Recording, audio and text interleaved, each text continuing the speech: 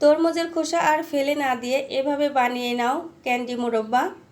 দেখতে যতটুকু লোভনীয়, খেতেও মাশাআল্লাহ দারুণ হয়। আসসালামু আলাইকুম বন্ধুরা, আশা করছি যে যেখান থেকে ভিডিওটি দেখা শুরু করেছো আল্লাহর রহমতে অনেক বেশি ভালো আছো, সুস্থ আছো।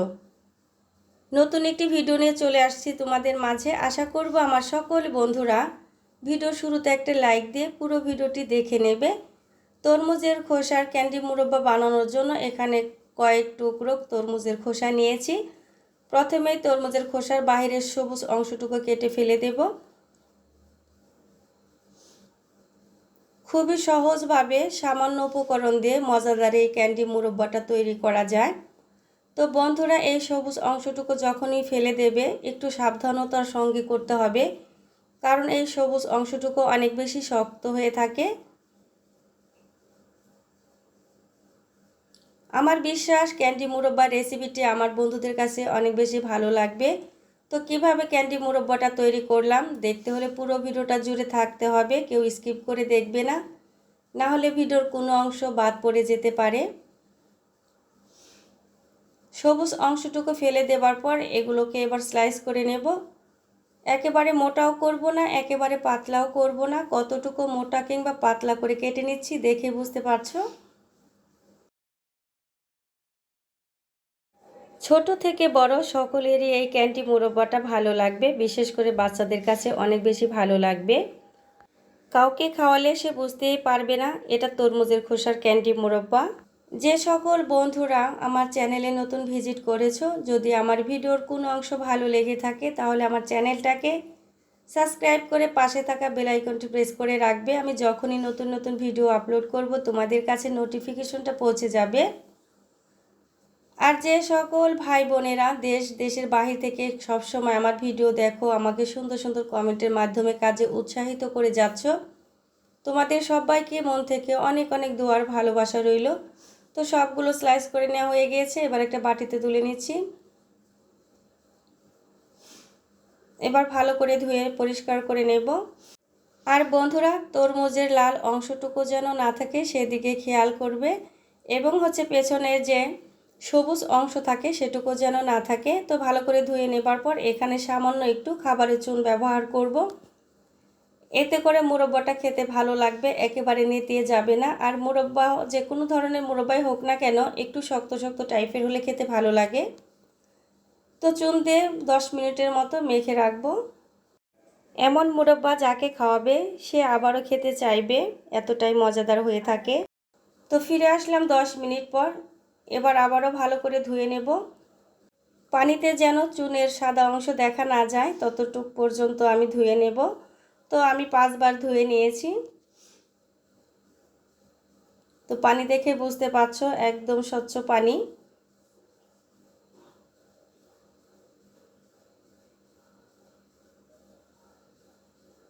তরমুজ যদি মিষ্টি হয় তাহলে এই খোসাটাও কিন্তু মিষ্টি থাকে, এজন্য চিনির পরিমাণটা একটু বুঝে দিতে হবে। এবার এখানে চিনি ব্যবহার করব। চিনি দিয়ে 15 মিনিটের জন্য মেখে রেস্টে রাখবো, এতে করে চিনিটা অনেকটাই গলে যাবে। মেখে নেওয়া হয়ে গিয়েছে, একটা থালা দিয়ে ঢেকে রাখবো। ফিরে আসলাম 15 মিনিট পর। এ পর্যায়ে চিনিটা অনেকটাই গলে গিয়েছে। তো চুলায় একটা প্যান বসিয়ে গরম হতে দিয়েছি। এবার তরমুজের খোসাগুলো দিয়ে দেব। মিডিয়াম আঁচে রান্না করে নিতে হবে। এটা হাই হিটে রান্না করা যাবে না, না হলে চিনির পানিটা ভেতরে ঢুকবে না, মুরব্বাটা খেতে মিষ্টি হবে না। এখানে দিয়ে দিলাম 2 টুকরা দারচিনি এবং 3টা এলাচ। এলাচ 3টাকে ফেটিয়ে দিয়েছি, এতে করে সুন্দর একটি ঘ্রাণ আসবে। তো ঢাকনা দিয়ে ঢেকে রাখবো। কিছুক্ষণ পরে ঢাকনা তুলে নেড়ে চেড়ে দেব।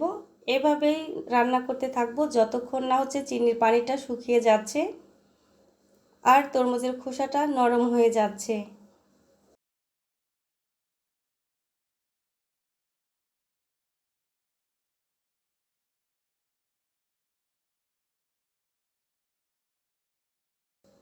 খুবই সহজভাবে এই মুরব্বাটা তৈরি করা যায়, খেতেও দুর্দান্ত হয়। এই তো দেখতে পাচ্ছ বন্ধুরা, চিনির পানিটা অনেকটাই টেনে গিয়েছে। এ পর্যায়ে তরমুজের খোসার কালারটাও কিন্তু চেঞ্জ হতে শুরু করে দিয়েছে।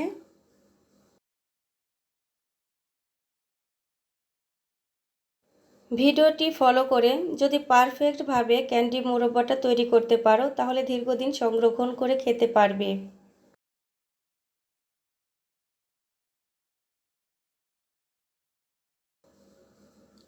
আমার ভিডিও কিংবা ভয়েসের মাঝে কোথাও ভুল হলে বন্ধুরা সবাই ক্ষমার দৃষ্টিতে দেখবে। তো একটা কাঁটা চামচের সাহায্যে দেখে নিলাম নরম হয়েছে কিনা। তো পুরোপুরি নরম হয়ে গিয়েছে। তো চিনির পানি আরও কিছুটা রয়ে গিয়েছে, সম্পূর্ণ শুকিয়ে নিতে হবে। এর জন্য আরও 2 থেকে 3 মিনিট রান্না করে নেব। রেসিপিটি যদি খুব বেশি ভালো লেগে থাকে প্রিয়জনের কাছে শেয়ার করতে ভুলো না। আর ভিডিওটি দেখতে দেখতে যে সকল বন্ধুরা এতদূর চলে এসেও একটা লাইক দিতে ভুলে গিয়েছো, একটা লাইক করে দিও। তোমাদের একটি লাইক, একটি কমেন্ট নতুন একটি বন্ধুর কাছে আমার এই ভিডিওটি পৌঁছে দিতে সাহায্য করবে। তো অর্ধেক পরিমাণ আমি তুলে নেব, কারণ হচ্ছে এখানে আমি দুটো ফ্রুট কালার ব্যবহার করব, গ্রিন এবং রেড কালার। তো কালারে আসলে স্বাদ বাড়াবে না, জাস্ট দেখতে সুন্দর লাগবে এজন্য ব্যবহার করছি। তোমরা চাইলে এটাকে স্কিপ করতে পারো। আর আমি সবসময় চেষ্টা করি ফুড কালারটা আগুনের তাপে মিশিয়ে নেওয়ার জন্য। এই তো দুটো কালার আমার দেওয়া হয়ে গিয়েছে। এখানে আমি কিছুটা নারকেল পাউডার নিয়েছি। আর ক্যান্ডি মুরব্বাগুলো এখনও গরম আছে, গরম গরম অবস্থায় নারকেল পাউডারের ভিতরে কোট করে নেব।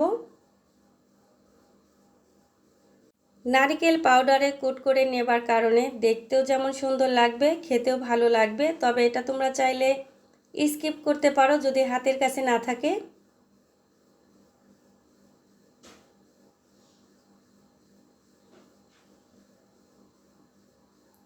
আর ভিডিওটি কেমন লেগেছে বন্ধুরা কমেন্টের মাধ্যমে জানাবে। তোমাদের সুন্দর সুন্দর কমেন্টের মাধ্যমে নতুন নতুন ভিডিও বানাতে অনেক বেশি উৎসাহিত হই। আশা করব একইভাবে আমার সকল বন্ধুরা সবসময় আমাকে ভালোবাসা দিয়ে সামনের দিকে এগিয়ে যেতে সাহায্য করবে।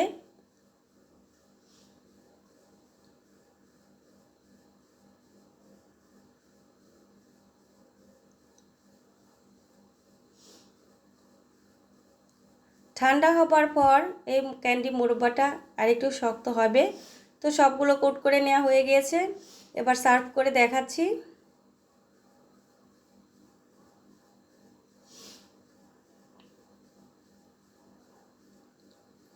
আশা করছি এই ভিডিওটি দেখার পর আমার বন্ধুরা তরমুজের খোসা আর ফেলে দেবে না।